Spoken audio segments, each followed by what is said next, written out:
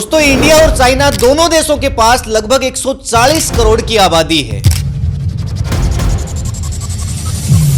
लेकिन उसके बाद भी चाइना इतना आगे और भारत इतना पीछे क्यों है?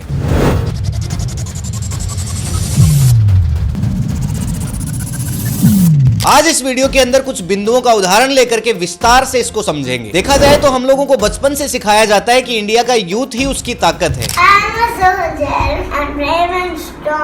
लेकिन ये कोई नहीं बताता कि किसी देश का बिना जॉब वाला यूथ उस देश की ताकत नहीं, उस देश के ऊपर प्रेशर होता है। अगर सीधे तौर पे बात करूं तो इंडिया के अंदर यूथ बहुत ज्यादा है, जॉब्स कम है, यानी कि डिग्रियां ज्यादा हैं और स्किल्स कम है। वहीं दूसरी ओर चाइना के अंदर यूथ कम हो रही है, लेकिन जितनी भी यूथ है वो स्किलफुल है और प्रोडक्टिव है। तो दरअसल पॉपुलेशन नंबर से नहीं, जबकि प्रोडक्टिविटी से काउंट होनी चाहिए। भारत का एवरेज यूथ दरअसल करता क्या है? पहले उसकी 10-12th पूरी होती है, फिर लगभग 4 साल वो ग्रेजुएट होता है, उसके बाद लगभग 4 से 5 साल वो तैयारी करता रहता है और इसका रिजल्ट होता है फ्रस्ट्रेशन, डिप्रेशन, ओवर क्वालिफिकेशन, लेकिन उसके बाद भी अनएम्प्लॉयमेंट। लेकिन चाइना के अंदर इसका बिल्कुल उल्टा है। चाइना अपने यूथ को कहता है कि डिग्री बाद में, स्किल्स पहले। इसलिए 10-12th करते ही उनको किसी न किसी बिजनेस में डाल दिया जाता है या फिर उनको स्किल डेवलपमेंट के कोर्सेज करवाए जाते हैं। 20-22 साल का यूथ किसी फैक्ट्री का सुपरवाइजर बन जाता है और लगभग 25 से 26 साल तक लगभग जीवन में स्टेबल हो जाता है। तो अगर सीधे डिफरेंस की बात करें तो भारत का युवा सीवी बनाता रहता है, उसको अपडेट करता रहता है, लेकिन वहीं चाइना के अंदर यूथ जो है वो पैसे कमाने पे ज्यादा ध्यान देता है। अगर कुछ पुराने आंकड़ों की बात करें तो चाइना के अंदर लगभग 65% यूथ एम्प्लॉयड है, जबकि इंडिया की बात करें तो कागजी तौर पर लगभग 50% यूथ एम्प्लॉयड है, लेकिन एक्चुअल में हालात बहुत बुरे हैं। आप अपने आसपास नजरें उठा करके देख सकते हैं। दूसरा सबसे बड़ा फैक्टर है जिससे हम डिसाइड कर सकते हैं कि कौन सा देश है वो बेटर है, कौन ज्यादा ग्रोइंग है, इकोनॉमी। दोनों ही देश कह रहे हैं कि हम बहुत तेजी से ग्रोथ कर रहे हैं, लेकिन एक्चुअल में वास्तविकता क्या है? दरअसल चाइना पैसा कमाता है और भारत पैसे को घुमाता है। इन दोनों बातों में अंतर है, मैं बताता हूँ, समझिए कैसे। कई बार लोगों के अंदर जीडीपी का झूठा कॉन्फिडेंस देखने को मिलता है। आपने कहते सुना होगा ना कि इंडिया वर्ल्ड की फास्टेस्ट ग्रोइंग इकोनॉमी है, पर यह कोई नहीं बताएगा कि ग्रोथ और साइज दोनों अलग चीज होती हैं। एक खरगोश अपने छोटे पैरों से कितना भी तेज दौड़ ले, लेकिन अगर हिरण स्लो भी दौड़ रहा है तो भी वो उससे आगे ही रहेगा। इंडिया में जीडीपी ग्रोथ फास्ट है, लेकिन टोटल जीडीपी काफी पीछे है और पर पर्सन इनकम का तो हाल ही सबसे बुरा है। चाइना के अंदर ग्रोथ स्लो है, लेकिन जीडीपी का साइज बहुत बड़ा है। अब जाहिर सी बात है, ज्यादा पैसा ज्यादा कंट्रोल। ये बहुत कम मैटर करता है कि ज्यादा तेज दौड़ कौन रहा है, लेकिन ये ज्यादा मैटर करता है कि कौन आगे है। अगर रियल लाइफ एग्जांपल की बात करें तो 2010 के आसपास एप्पल कंपनी को डिसाइड करना था कि वो फोन मैन्युफैक्चर कौन से देश में करेंगे। चाइना ने तुरंत कहा जमीनें रेडी हैं, इलेक्ट्रिसिटी गारंटीड है, पोर्ट्स रेडी हैं, क्लियरेंस फास्ट मिलेगा। लेकिन इंडिया के अंदर फाइलों का झंझट है, स्टेट से सेंटर, सेंटर से डिपार्टमेंट और डिपार्टमेंट से कमेटी। तो एप्पल ने तुरंत डिसाइड किया और चाइना के अंदर मैन्युफैक्चरिंग स्टार्ट कर दी, क्योंकि चाइना ने भारत की तरह केवल प्रोमिस नहीं दिया था, उनको इंफ्रास्ट्रक्चर दिया। और ये केवल एक एग्जांपल है, ऐसे सैकड़ों एग्जांपल मैं आपको गिना सकता हूँ। एक्सपोर्ट और इंपोर्ट भी बहुत मैटर करते हैं। चाइना का फंडा सीधा सिंपल है, बनाओ, बेचो और पैसा कमाओ। दरअसल चाइना इलेक्ट्रॉनिक्स, मशीनरी, केमिकल्स ये सब वर्ल्ड को सप्लाई करता है, लेकिन भारत ज्यादातर चीजों का बाहर से इंपोर्ट करता है। फोन चाइना से, उसके पार्ट्स चाइना से, केवल यहाँ असेंबल जरूर हो सकते हैं। और भी काफी सारी फैक्ट्रीज का जो रॉ मटेरियल है वो भी चाइना से इंपोर्ट हमें करना पड़ता है। इसको कुछ ऐसे समझ लो कि इंडिया फोन लॉन्च करता है, लेकिन चाइना फोन्स को बनाता है, डेवलप करता है। वैसे गवर्नमेंट की तरफ से रिपोर्ट्स की बात करें तो वो कहते हैं कि हमने इंफ्रास्ट्रक्चर को अच्छा किया है, लोग बिजनेस यहाँ पे और भी कर सकते हैं, हम चाहते हैं कि बाहर की कंपनीज आए यहाँ पे धंधा करें। लेकिन एक्चुअल में अगर देखा जाए,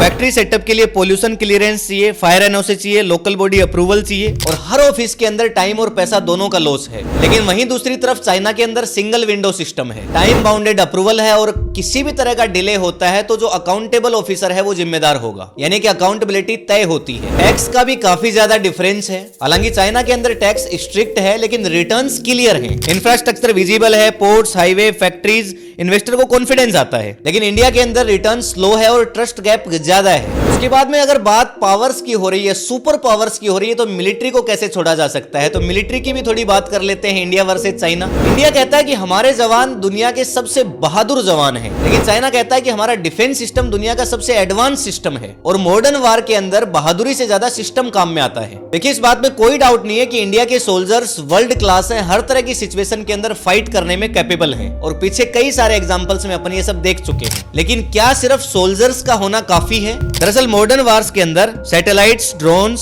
साइबर वारफेयर और रियल टाइम इंटेलिजेंस ये सब कुछ काम में आता है। रियल लाइफ एग्जांपल की अगर बात करूं तो 2020 में जो गलवान घाटी के अंदर हुआ था वो केवल एक बॉर्डर क्लैश नहीं था, वो सिस्टम गैप का सीधा सीधा सिग्नल था। No guns allowed, hand to hand fight हुई, कैजुअलिटीज दोनों साइड हुई। लेकिन चाइना ने वहां से क्या सीखा? सर्विलेंस और बढ़ाई, बॉर्डर इंफ्रास्ट्रक्चर फास्ट ट्रैक किया, हाई एल्टीट्यूड टेक डिप्लॉयड किया। लेकिन वहीं दूसरी तरफ इंडिया ने वहां क्या किया? स्ट्रॉन्ग ट्रूप्स को डिप्लॉयड किया गया, इंफ्रास्ट्रक्चर को थोड़ा इंप्रूव किया गया, लेकिन किसी भी तरह की लॉन्ग टर्म प्लानिंग नहीं करी गई। दरअसल ये बड़ा अंतर है चाइना के अंदर और इंडिया में। वो दूर का देख करके सोचते हैं, उनके एक्ट इस तरह के होते हैं कि भविष्य में दोबारा अगर ऐसा कुछ होता है तो हम लोग क्या करेंगे। लेकिन भारत की सरकारें इस चीज पे ज्यादा ध्यान देती हैं कि इस समय हमारी छवि को साफ सुथरा कैसे किया जाए। दरअसल चाइना हर इंसिडेंट के बाद में अपने सिस्टम को अपग्रेड करता है, लेकिन हमारे यहाँ लिपापोती ज्यादा होती है। और चाइना और इंडिया के अंदर टेक्नोलॉजी का एक बहुत बड़ा गैप है, इसको तो कोई मना कर ही नहीं सकता। चाइना के अंदर military drones, hypersonic missiles, cyber welfare units, AI based surveillance, ये सब चीजें हैं। इंडिया भी बहुत सारे प्रयास करता है टेक्नोलॉजी के अंदर डील करने की, लेकिन जब तक वो डील फाइनल होती है तब तक टेक्नोलॉजी फिर से बदल जाती है